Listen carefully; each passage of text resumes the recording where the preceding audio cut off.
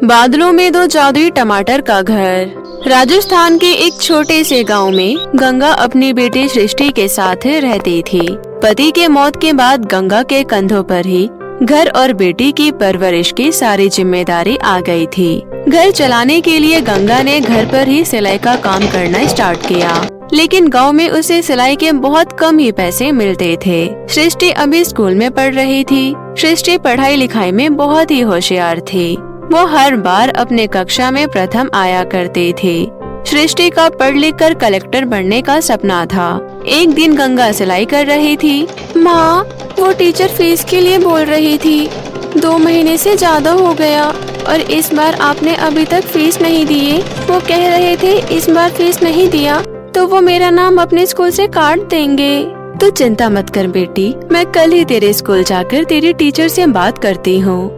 फिर अगले दिन गंगा सृष्टि के स्कूल जाती है और प्रिंसिपल से बोलती है, नमस्ते मैडम। मैडम, मैं वो कह रही थी कि कृपया आप मेरी बेटी को अपने स्कूल से मत निकालिए। मेरी बेटी को पढ़ने का बहुत ही शौक है और देखना एक दिन वो पढ़ लिख कर इस स्कूल के साथ साथ पूरे गांव और देश का नाम रोशन करेगी। Please madam. वो सब तो ठीक है गंगा जी, लेकिन घोड़े और घास की कभी दोस्ती हुई है? अगर घोड़ा घास खाना बंद कर देगा तो वो भूखा नहीं मर जाएगा। आप समझ रही है ना मैं क्या कहना चाह रही हूँ? मैडम, मेरा यकीन करिए, मेरे पास जैसे ही पैसे होंगे मैं आपके सारे पैसे चुका दूंगी। मेरा भरोसा कीजिए, मेरी बच्ची के भविष्य का सवाल है। मैं उसे पढ़ाना चाहती हूँ। देखिए गंगा जी, आपकी बात तो ठीक है, लेकिन हमारे स्कूल के भी कुछ रूल्स रेगुलेशन है। मैं आपके लिए उसे तो नहीं बदल सकती हूँ ना, और ना ही मैं उसके खिलाफ जा सकती हूँ। मैं आपकी बेटी को अपने स्कूल में फ्री तो नहीं पढ़ा सकती, लेकिन मैं आपको एक सलाह जरूर दूंगी कि आप अपनी बेटी को किसी सरकारी स्कूल में एडमिशन क्यों नहीं करा देती। नहीं नहीं मैडम, ऐसा मत कहिए। आप मुझे बस 2 दिन का वक्त दीजिए, मैं फीस जमा करा दूंगी। ठीक है। इतना बोलकर गंगा घर तो आ जाती है, लेकिन उसे समझ नहीं आ रहा होता कि आखिर वो अपनी बेटी का फीस कैसे भरे। तभी उसकी नजर उसके सिलाई मशीन पर जाती है। क्यों ना मैं इस सिलाई मशीन को ही बेच दूं? आखिर ये मेरे किस काम की है? इस सिलाई मशीन से इतना काम भी नहीं हो पाता जिससे मैं अपनी बेटी की स्कूल की फीस भी जमा कर पाऊं। ये सोचकर गंगा शहर जाकर अपनी सिलाई मशीन को बेच देती है और फिर उसे मिले पैसों को सृष्टि के स्कूल में जमा करा देती है। लेकिन अब उसके पास कमाने का कोई जरिया नहीं बचता है। 4 दिन हो गए थे, लेकिन गंगा ने कुछ नहीं खाया था। वो बस अपनी बेटी के लिए थोड़ा सा चावल बना दिया करती थी और खुद मार पीकर सो जाया करती थी। एक दिन, माँ, आज मेरा खीर खाने का बहुत मन है। क्या आप आज मेरे लिए थोड़ा सा खीर बना दोगी? कितना दिन हो गया अपने खीर नहीं बनाई। मेरी बिटिया को खीर खाने का मन है तो वो जरूर खाएगी खीर। गंगा काम की तलाश में पूरे दिन इधर उधर भटकती है, लेकिन उसे कहीं काम नहीं मिलता। तभी उसकी नजर बाजार में टमाटर बेच रही एक औरत पर जाती है, जो टमाटर बेच रही थी और लोग उसे टमाटर खरीद रहे थे। अगर ये औरत होकर यहाँ बाजार में टमाटर बेच सकती है तो मैं क्यों नहीं? मेरे पास तो जमीन भी है, फिर क्यों ना मैं उसमें टमाटर लगाकर शहर में टमाटर बेचूं? ये सोचकर गंगा टमाटर का बीज लाकर अपने खेतों में छिड़क देती है और उसकी खूब अच्छे से देखभाल करती है। गंगा की मेहनत बहुत जल्दी रंग लाती है और कुछ ही दिनों में उसके खेतों में खूब सारे टमाटर फरते हैं। ये देखकर गंगा बहुत खुश होती है और फिर अपने खेतों से टमाटर तोड़कर शहर ले जाकर बेचने लगती है। गंगा के टमाटर बहुत ही अच्छे थे, इसलिए उसकी कमाई भी अच्छी होने लगी। गंगा अब अपनी बेटी सृष्टि की सारी जरूरतों को पूरा कर पा रही थी। ऐसे ही उनके दिन अच्छे से बीत रहा था, लेकिन तभी उसकी खुशियों को जाने किसकी नजर लग गई। शाम को गंगा जब टमाटर बेचकर घर आ रही थी, तभी सड़क हादसे में उसकी मौत हो गई। माँ के गुजर जाने के बाद सृष्टि अनाथ हो जाती है। कुछ दिन बीत जाने के बाद सृष्टि खुद को संभालकर पहले की तरह ही स्कूल जाने लगी, क्योंकि जल्द ही उसकी परीक्षा शुरू होने वाली थी। जब सृष्टि स्कूल पहुंची, तब उसे पता चला परीक्षा में बैठने से पहले सभी बच्चों को उसकी फीस जमा करनी होगी, नहीं तो उन्हें परीक्षा में बैठने नहीं दिया जाएगा। ये सुन सृष्टि सोच में पड़ गई।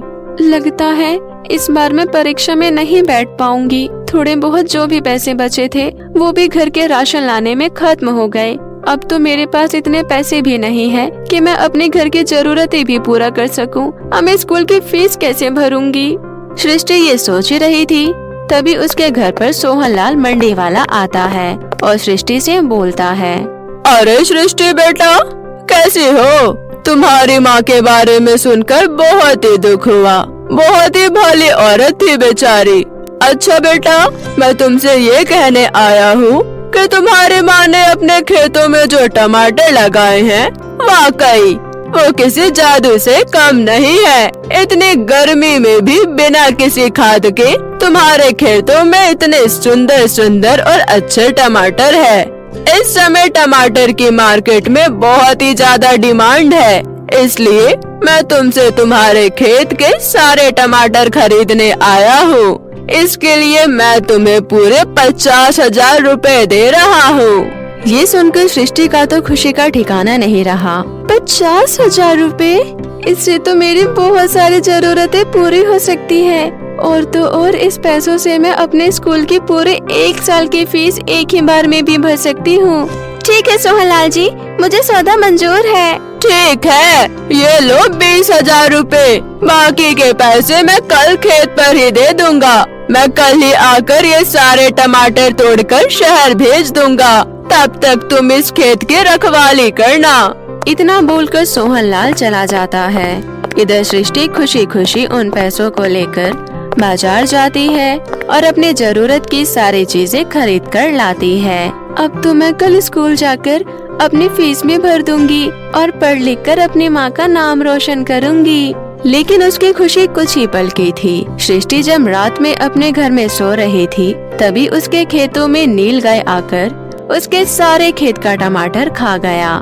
सुबह होते होते उसका पूरा टमाटर का खेत साफ हो गया। इधर इन सब बातों से अनजान सृष्टि स्कूल जाकर अपनी सारी फीस जमा कर देती है।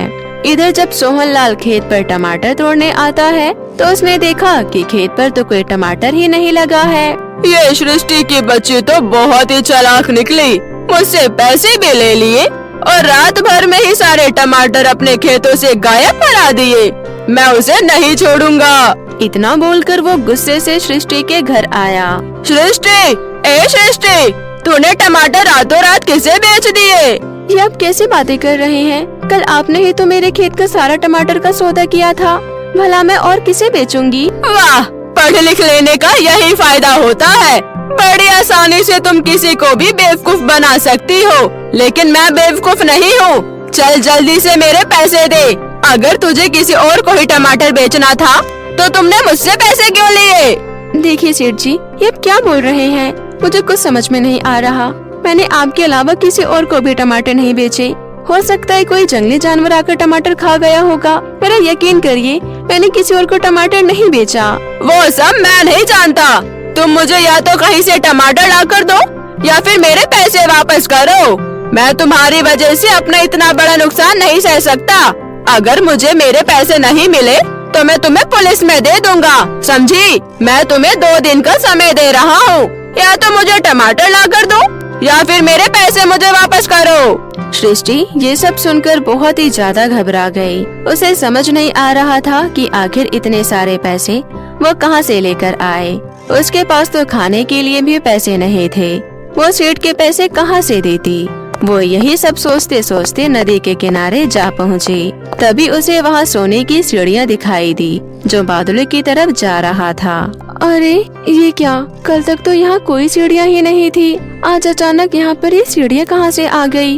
एक बार इन सीढ़ियों पर चढ़कर देखती हूँ कि आखिर ये सीढ़ियाँ कहाँ जा रही है।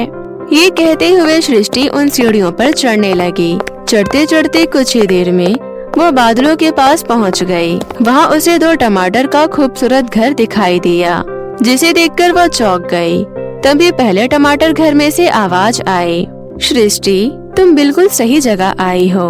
अगर तुम मेरे घर में प्रवेश करोगी तो तुम्हें बहुत सारे धन दौलत मिलेगा।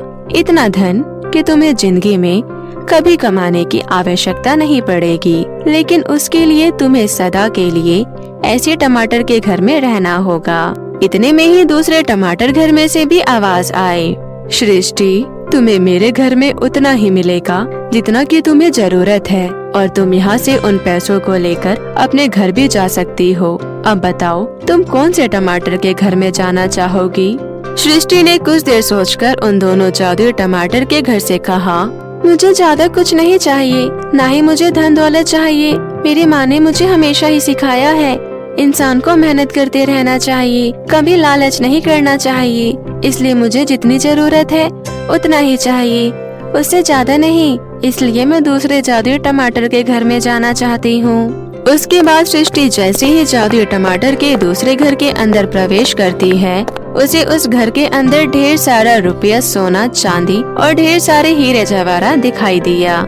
ये सब देखकर सृष्टि हैरानी से बोली, जादुई टमाटर के घर? आपने तो कहा था इस घर में ज्यादा कुछ नहीं है, लेकिन यहाँ तो ढेर सारा सोना चांदी है। सृष्टि, मुझे पता है कि तुम बहुत परेशान हो, इसलिए मैंने तुम्हारे लिए वो जादुई सीढ़ियाँ बनाई। मैं तो सिर्फ तुम्हारी परीक्षा ले रही थी कि कहीं तुम कोई लालची लड़की तो नहीं, लेकिन तुम मेरी परीक्षा में सफल हुई। तुम पैसे की वजह से इतनी परेशान थी, लेकिन उसके बावजूद भी तुम उस पहले जादुई टमाटर के घर में जाने से इनकार कर दिया। मैं तुमसे बहुत खुश हूँ, इसलिए तुम जो कुछ भी यहाँ से ले जाना चाहती हो ले जा सकती हो।